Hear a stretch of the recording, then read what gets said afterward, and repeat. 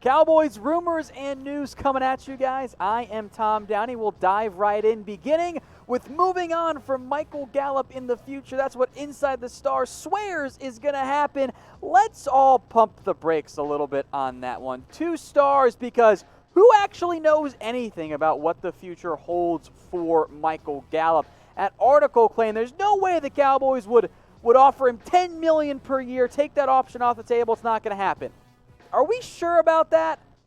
Because I'm not. I think that's a pretty wild claim to be making here in June of 2020 when his contract still has 2 more years left on it. Now, long term, yes, there could be problems with affording Michael Gallup and Amari Cooper and CeeDee Lamb eventually getting paid. But you can move on from Cooper if you have to, and we don't really know what the salary cap is going to look like in light of potential revenue drops for 2020. It might go way up still. It might be a little bit more flat. Also, $10 million as your threshold, kind of insulting for Gallup. That's barely top 25 money right now. In a year, in 2 years, when he's due for an extension, that might not be top 35 money. And Gallup is super cheap right now, just so we're clear. He's got 2 more years of less than 1.2 cap hits. Like, he's affordable. He's super cheap right now. And the ideas are like, well, maybe you just allow him to leave in free agency. Maybe you trade him. Should you, though? Like, Michael Gallup helps you win games. And he's a really good young receiver. I've seen your guys' comments. You love Michael Gallup. I think you guys are correct on that one. Now, at some point, do the Cowboys have to figure out how to make all this work? Yes, you can't afford every single player. You will lose some. Maybe you don't want to spend a whole bunch of money and spend, $35 million per year on your top 2 receivers. I get that, but Gallup's really good. Let's figure that out later on. And in terms of what the options are, you kind of got 3. You can keep him and try and pay him. You can trade him, which would certainly fetch you the most in a return. Would also hurt your team this year / next year when you'll probably be more likely to do it. Or you could just let him walk. You guys let me know what you think in the comments section. For the time being, I'm keeping Michael Gallup, and I'm dealing with a very good problem that future Tom can deal with of what to do with Gallup. But right now, I'm not even remotely considering trading him. Down the road, well, we'll see what the future ends up holding. Is Ezekiel Elliott the most important player on the Dallas Cowboys? Some of you have acted like this is 4 stars. We'll break it down, but first let's update you guys on Zeke. And everyone, please take a big, deep breath on this. The comments I've seen on the YouTube channel, on Facebook, on my Twitter, y'all got to just breathe a little bit here. Y'all acting like Zeke's done, his career's over. Guys, she's going to be okay. Like, if anyone's going to be able to get through this in time for training camp in the 2020 season, it's a young, healthy athlete like Ezekiel Elliott. By the way, he's asymptomatic. That means there are no symptoms. He's going to be fine. It is June, guys. He should be good to go for week 1. In fact, he should be good to go for training camp. Like, everyone, big, deep breath here. He's in almost all likelihood going to be just fine. Now, Zeke might not have been wearing a mask, but we probably should be, just to, be extra safe out there. The single Cowboys mask, which had been on back order, will now be shipped out within 2 days. So go check it out. Use promo code 34SHIP, by the way. Different URL, chatsports.com/CowboysMask1. The multi-pack are not available for that within 2-day shipping out from Fanatics. So I'll put that link in the comments for you guys. It's chatsports.com/CowboysMask1. All right, now to answer the question on Zeke. No, he's not the most important player on this team. Is he important? Yes, of course he is. That's why the Cowboys paid him all that money. But he's not the most important player. I think you can make an argument for several others on offense being a more important player than Zeke Elliott. I just think that's the true reality of the situation here. It's 2020, guys. For the most part, we're all in agreement. Quarterback is always the most important player.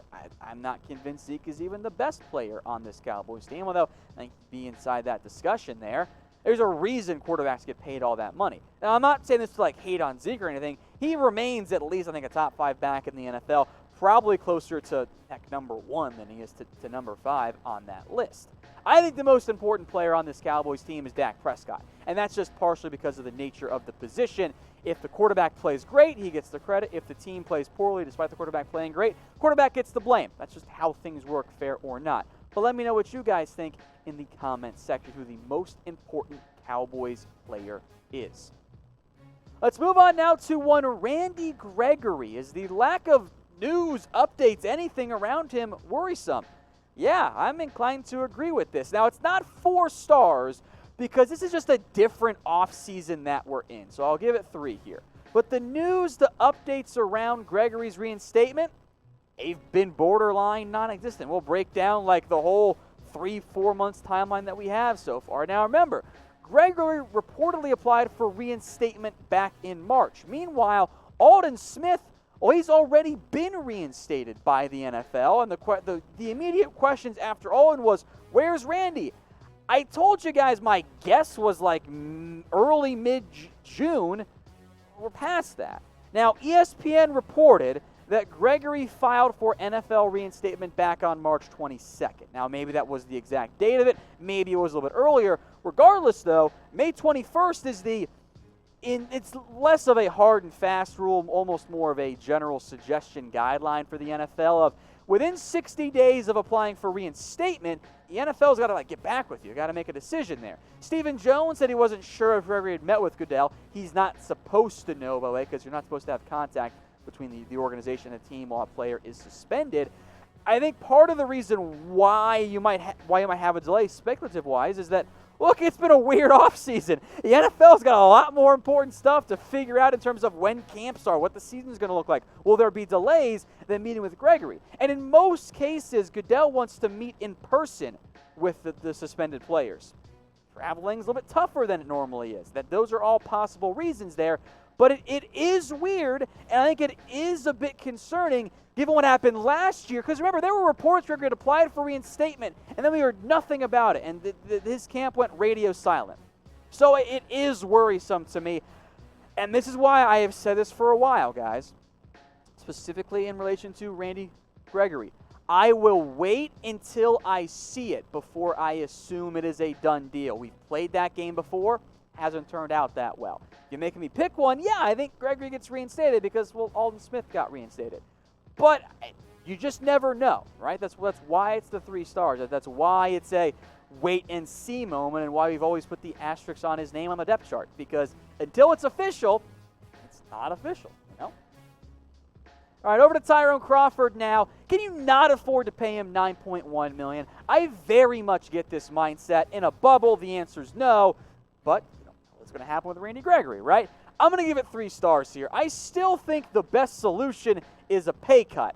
And there was the report that Crawford was open to one, and that never materialized. Maybe the Cowboys are just trying to play nice with Crawford's agent, who happens to be Dak Prescott's agent as well. Look, $9.1 million versus a 1.1 in dead money, that $8 million difference, that's too much for Crawford. That's excessive for a player that I like, that I think is underrated by a lot of the Cowboys fans out there, because the Cowboys need him on that team. He might not put up the gaudy sack totals. He's never going to be an 8-sack player, but ask DeMarcus Lawrence how he feels when Crawford's out there. He helps the Cowboys. He's a great run stopper. He does the dirty work well, and that makes him underrated, because some people act like he just sucks, which he doesn't, but he's not worth $9 million. And with uncertainty around Gregory and Aldon Smith, I think that's worked in favor of Tyrone Crawford. Had Robert Quinn come back, maybe things would have been different, but amid salary cap concerns about the level of jump that we were expecting,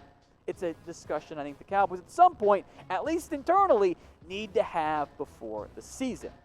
Now, if you want the best Cowboys training camp coverage, it'll come up at some point. Maybe it's mid-July, maybe it's late July, maybe it extends with a shorter preseason. Whatever it ends up looking like, I can promise you guys no one will keep you more updated than we will here at the Cowboys Report. So for the half of you that watch the show but aren't subscribed, do it right now. Hit that big red button. Over now to the biggest red flag being tight end. No, I will entertain the idea that it is a red flag. I almost gave this one fake news, but I still think secondary makes way more sense. I would consider reasonable amount of confidence in Blake Jarwin being able to be a legitimate starting tight end in the NFL, because I have never, ever doubted Blake Jarwin, and there's no proof of that otherwise on our previous videos or on any of my social media whatsoever. Look, he's offered more playmaking than Witten offered, and yeah, there's depth concerns. I think defensive back, the secondary, is a much bigger concern. Type T if you think it's tight end, though. If you agree with me, type D for DB in the comments. I have way more doubts about that secondary. The argument from Bleacher Report on this was that Witten was reliable because he caught 63 passes. Yeah, but if you had given the targets from Witten to Blake Jarwin, hey, we're talking about Blake Jarwin being this awesome young tight end.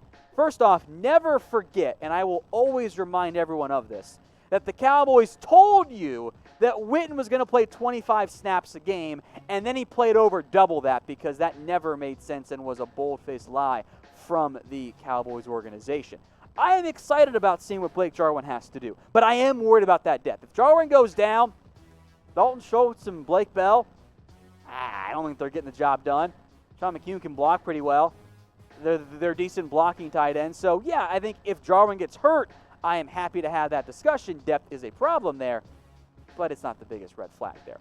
A double reminder, in case you guys weren't paying attention for whatever reason earlier, the Cowboys face masks are shipping a lot faster than what they had been. Go check out the single version at chatsports.com/CowboysMask1. Free shipping if you use promo code 34SHIP.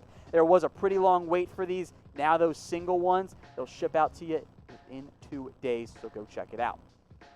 Let's talk about defense here to wrap things up. Blitzes from Mike Nolan. Will there be more? I almost gave this 4 stars. I guess I'm being a bit of a coward by giving it 3, but I feel pretty darn confident there will be more blitzes from this Cowboys defense than what we saw historically under recently, under the Chris Richard-Rod Marinelli duo. It's going to be a different defense, going to be more multiple, emphasis on big plays and takeaways, and trying to attack a little bit more than the bend but don't break defense did under Richard and under Rod Marinelli. So we'll see exactly what it looks like. We don't quite yet know for sure. Probably won't for, still training camp, preseason, all that type of stuff there. But we can look at the past numbers, right, for both the Richard Marinelli defenses, 2019, 2017, I included an extra year there for just Rod. Almost always around that 20% mark, hit a high of 23.2% last year in 2019. And then I also have the numbers for you guys from 2013 and 2014 when Mike Nolan was the Falcons' defensive coordinator. That was above 32%. That is a significant difference. What that tells me, yeah, you're going to see more blitzes from this Cowboys team in 2020. Hey Cowboys fans, thanks for watching the Cowboys Report. If you haven't already, click right here to subscribe to our channel for all the best Cowboys coverage on the internet. That's news, rumors, highlights, mailbags, film studies, and a whole lot more. And I'm making your lives a little bit easier as well with the next Cowboys Report video right here.